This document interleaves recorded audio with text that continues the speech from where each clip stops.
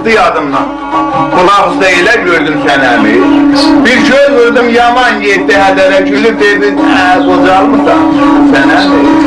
Dedim, ay qız haralısan gözəlsən, yoxsa süzüb səmalardan gəlirsən. Üst tuttum üzümə dedim, ay qız yaman gözəlsən. Dedi, onun dərdi qalıb sənəmi. Sənə nə var mən gözələm?